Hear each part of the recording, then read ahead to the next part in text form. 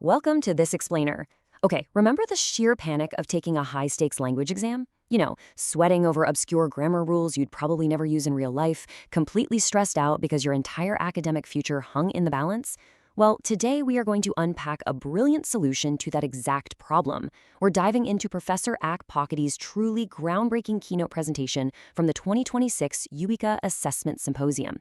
We are talking all about the future of English language assessment for international students, specifically focusing on this concept called scenario-based English language assessment, or SBLA for short, and how human-AI partnerships are completely reshaping the way we support students, from before they even step foot on campus to well after.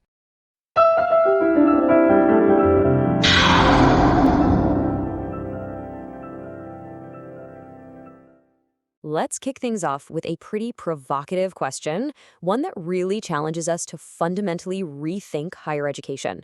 We live in a rapidly evolving, AI-rich world. If artificial intelligence is completely altering how students research, write, and communicate in their everyday lives, well, why on earth are we still testing their English capabilities like it's 1999? Right? If the way we learn has fundamentally changed, our assessment methods absolutely have to evolve right alongside it. To figure out how we transform testing from a stressful hurdle into a collaborative learning journey, here's our game plan. We'll look at the gatekeeping problem, explore a new learning ecosystem, and define what scenario-based assessment actually is. Then we'll dive into designing the AI agent, unpack the human-AI partnership, and finally look at the future of assessment. So let's jump right into part one, the gatekeeping problem. We desperately need to look beyond the basic entrance exam. For years, standardized English testing has basically acted as a strict, unforgiving bouncer at the door of the university. But as Professor Phakiti points out in his keynote, growing evidence suggests those entrance scores alone just don't predict how well an international student will actually do once they start taking classes. It's kind of like a driver's test. Pre-entry assessment just asks, can the student enter? Do they know how to turn the key? But post-entry assessment asks the much more vital question, how are they going to survive rush hour traffic? The issue isn't that pre-entry tests are useless. It's that we're asking them to do way too much heavy lifting without providing the ongoing developmental support students actually need once they're admitted. Which leads us perfectly into Section 2. To bridge that gap, we have to rethink our environment and build a new learning ecosystem that shifts our focus from just measuring students to actually developing them. This requires a massive paradigm shift away from isolated grammar and vocabulary quizzes. Just take a look at this. This is what university life actually looks like. Imagine evaluating a student's English in realistic, dynamic contexts. Picture an international student having to navigate a housing office to resolve a complicated lease issue, or trying to co-construct meaning in a super fast-paced chemistry lab, or delivering a persuasive proposal to a panel. A modern assessment strategy needs to be a continuous, supportive ecosystem that mirrors those messy communicative and cognitive demands, rather than treating language like some sterile checklist. So, how do we actually test for that messy, dynamic reality?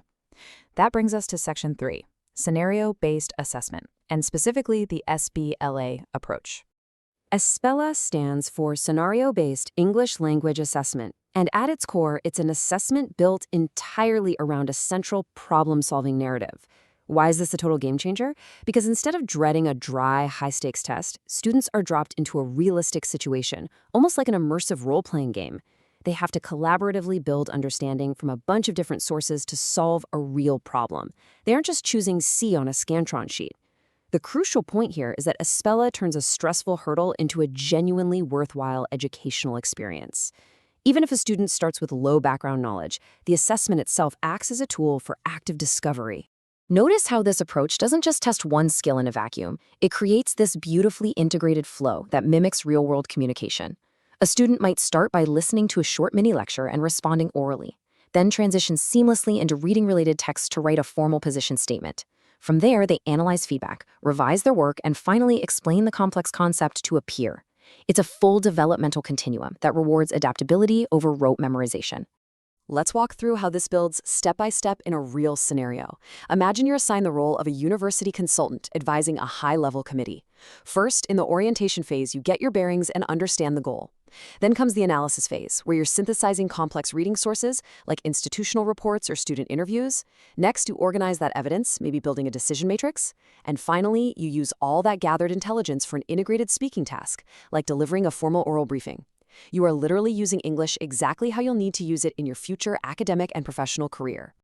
Now, scaling that kind of personalized, complex assessment for thousands of students brings us to Section 4, designing the AI agent for formative support. To make this scalable, Professor Phakiti introduces a new partner, the AI agent. And the design principles here are absolutely key. First, you define a clear, supportive persona. The Keynote gives the awesome example of Izzy, a friendly expert in English for academic purposes who acts as a true learning partner. That is a far cry from the intimidating red pen of a traditional examiner. This AI agent requires students to integrate reading and listening directly into their outputs. It gives immediate diagnostic feedback. And by embedding that feedback loop directly into the scenario, the AI provides low-stakes practice that builds a student's confidence and actually transforms testing into learning. But of course, bringing artificial intelligence so deeply into the mix inevitably leads us to Section 5, the human-AI partnership, and how we divide the labor. Now, I know what a lot of educators are thinking. If AI is doing all this heavy lifting, are teachers becoming obsolete? Absolutely not. Look at this comparison. There is a perfect synergy here. AI is incredible at scalable, immediate feedback, pattern recognition, and surface-level language support. But it is fundamentally limited when it comes to evaluating true originality. That is where human teachers shine. The AI effectively frees up human educators to do the irreplaceable, higher-order work, deep meaning-making, ethical reasoning, evaluating academic judgment, and nurturing a student's unique authorial identity. So how does this actually play out in a classroom? Well, teachers can facilitate peer AI collaboration, where students team up to discuss problems before even talking to the AI. Teachers guide students in reviewing their own AI interaction records, helping them explicitly notice their language choices. Plus, the teacher leads the deeply human work of managing revision cycles and moderating evidence-based classroom debates. This ensures students are developing vital AI literacy, learning to use these generative tools strategically rather than just blindly depending on an algorithm to do the work for them. Ultimately, all of this culminates in Section 6, the future of assessment, creating a seamless bridge across pre- and post-entry learning ecosystems. As we look to the horizon, we see this beautiful continuity. In the pre-entry phase, SB provides the diagnostic evidence we need for defensible admissions decisions while making sure students understand the rigorous expectations awaiting them. But the journey doesn't stop once they get the acceptance letter. In the post-entry phase, SB seamlessly adapts to support discipline-specific communication, continuous revision, and the long-term development of a true academic voice. It's a system that adapts to the student at every single stage of their journey. I want to leave you with this incredibly powerful thought directly from Professor Phakiti's keynote. The future of assessment is not human versus AI. It is human-AI partnership in the service of student learning. Testing absolutely doesn't have to be a stressful gatekeeping battleground. It can be a collaborative alliance that combines amazing tech with deep human expertise. So I'll challenge you. What assessment task at your own institution could you redesign today as a scenario to help students truly learn rather than just forcing them to prove what they already know? Thanks so much for joining me on this explainer. Until next time, keep innovating.